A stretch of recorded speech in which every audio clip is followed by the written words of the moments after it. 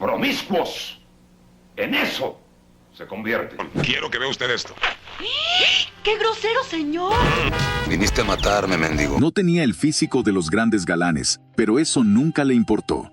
Con su carisma y desparpajo, se abrió camino en una industria que al principio lo rechazó por feo. Pero su historia no solo es de éxito y risas. Detrás del comediante estaba un hombre con una vida llena de altibajos, decisiones arriesgadas y una lucha final que enfrentó con la misma actitud que tuvo siempre.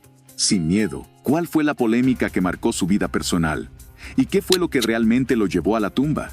Quédate hasta el final, porque la historia de Alberto Rojas el Caballo es mucho más sorprendente de lo que imaginas. Alberto Rojas creció en un barrio obrero, en un hogar donde el dinero apenas alcanzaba y la figura paterna estuvo ausente. Su madre, una trabajadora de fábrica de vidrio, hacía todo lo posible por sostener la casa y corregir el carácter inquieto de su hijo, quien nunca mostró interés por la escuela. Aunque logró avanzar con dificultades, su verdadero enfoque estaba en otra parte: el entretenimiento. Desde niño, el cine y la televisión lo atraparon por completo. Admiraba a cómicos como Tintán y Óscar Pulido, y cuando podía juntar unas monedas, las gastaba en entradas al cine. Disfrutaba todo tipo de películas, desde comedias hasta las protagonizadas por rumberas como Ninón Sevilla.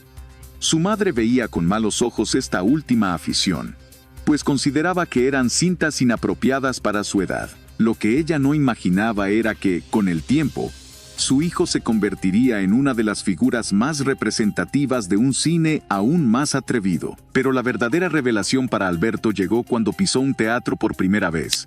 No era lo mismo que el cine o la televisión. La energía del escenario, las luces, los cambios de vestuario y la emoción del público lo impactaron de tal manera que, poco después, decidió escaparse de la escuela para volver al teatro. Sin un peso en el bolsillo y sin contactos, encontró la manera de meterse en ese mundo trabajando como mandadero. Llevaba recados, movía utilería y hacía cualquier tarea que le permitiera estar cerca del escenario. Nadie en su casa sabía lo que hacía, pero él se sentía feliz porque, aunque no estaba actuando, ya formaba parte del espectáculo. Su madre descubrió la verdad cuando las vecinas le hicieron notar que su hijo tenía más dinero del habitual. Alarmada, lo buscó con una patrulla, pero al encontrarlo tras bambalinas, su reacción cambió. Al ver la pasión con la que hablaba del teatro, terminó cediendo con una sola condición: que no abandonara la escuela. Alberto aceptó, pero su mente estaba enfocada en algo más grande. Se inscribió en un taller de actuación, y aunque la situación económica en casa no era la mejor, su madre hizo el esfuerzo. Poco a poco, dejó de ser un simple ayudante para convertirse en actor dentro de las obras teatrales. Pero no se conformó con eso. Sabía que en la Ciudad de México estaban las oportunidades reales, así que tomó la decisión de dejar Monterrey con la excusa de participar en La Mosca, una obra en la que, en teoría, solo estaría unas semanas. Cuando llegó a la capital, todo cambió. La energía de la gran urbe, las luces, los teatros llenos de vida. Supo de inmediato que no quería regresar. Se quedó y comenzó a moverse en el medio. Gracias a su carisma, logró conectar con productores y obtener pequeños papeles en el teatro comercial. No eran grandes roles, pero cada uno de ellos era una oportunidad para demostrar su talento. Su físico también jugó un papel importante. En una industria donde los galanes tenían rostros perfectos, él era alto, delgado y con rasgos muy peculiares. En vez de verlo como un obstáculo, lo convirtió en su sello personal. Y esa decisión marcaría su destino. Con su carisma y talento, Alberto Rojas empezó a hacerse un nombre en el mundo del teatro.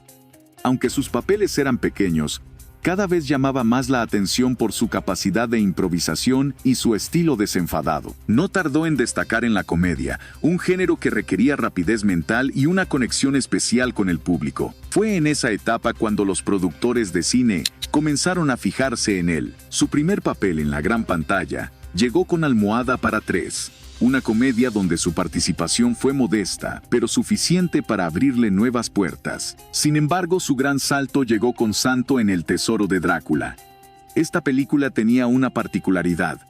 En su versión europea, incluía escenas eróticas que en México fueron censuradas. Lejos de perjudicarlo, esta controversia le dio notoriedad y consolidó su nombre dentro de la industria. Pero había algo más que empezaba a definirlo: su apodo.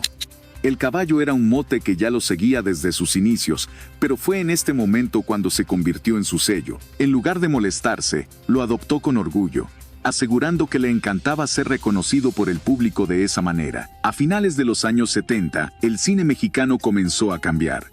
Surgió un nuevo género que dividió opiniones: el cine de ficheras. Estas películas, ambientadas en cabarets y llenas de humor picante, doble sentido y situaciones atrevidas, fueron un fenómeno de taquilla. Mientras algunos sectores conservadores las rechazaban, el público llenaba las salas de cine para verlas.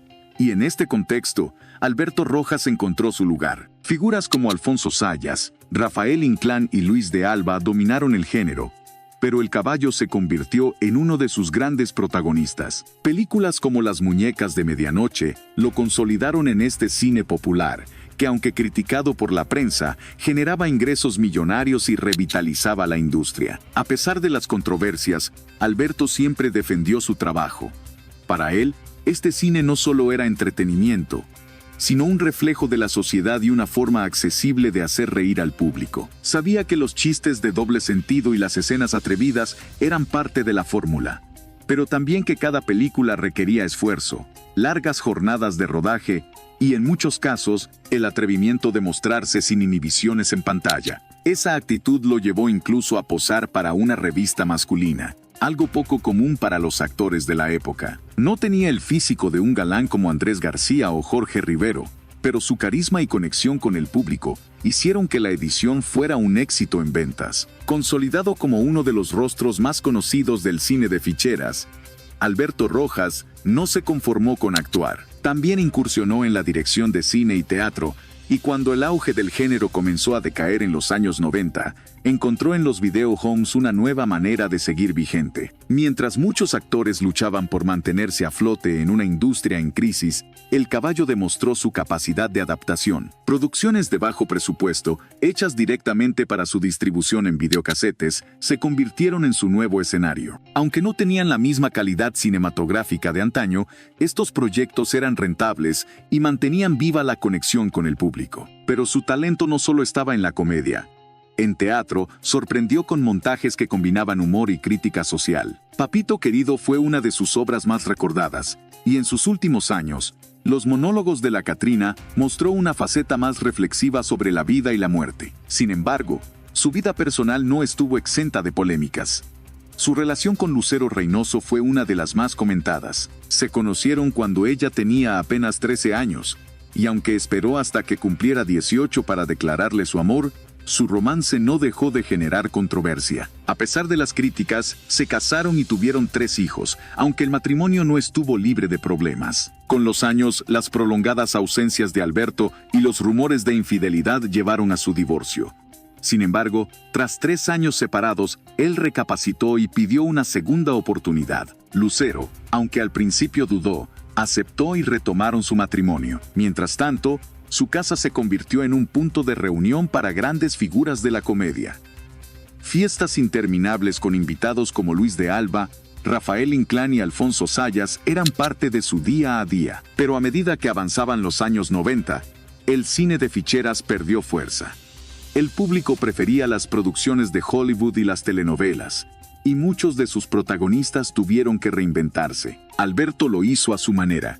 Si la televisión y el cine tradicional no le daban espacio, él creaba sus propias oportunidades en el teatro y el video home. Sabía que su público aún estaba ahí y no estaba dispuesto a desaparecer de la escena. Pero aunque su carrera seguía, su salud comenzó a jugarle en contra. Con el paso del tiempo, Alberto Rojas comenzó a notar cambios en su salud, pero como siempre había sido un hombre fuerte y activo, no les dio demasiada importancia. Sin embargo, a finales de 2015, su cuerpo le envió una señal imposible de ignorar. Desde hacía tiempo, tenía la costumbre de orinar justo después de ducharse con agua caliente.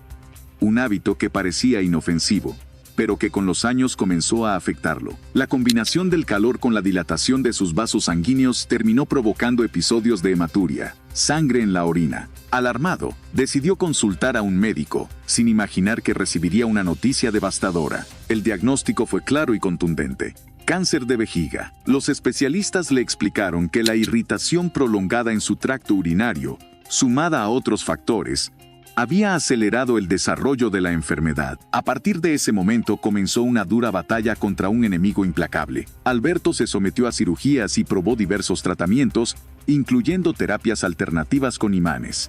En su interior tenía claro que quería seguir haciendo lo que más amaba: actuar. Por eso, mientras su cuerpo lo permitió, continuó subiéndose al escenario. Uno de sus últimos proyectos fue La Cenicienta, una obra donde, a pesar de su enfermedad, seguía sacando carcajadas al público.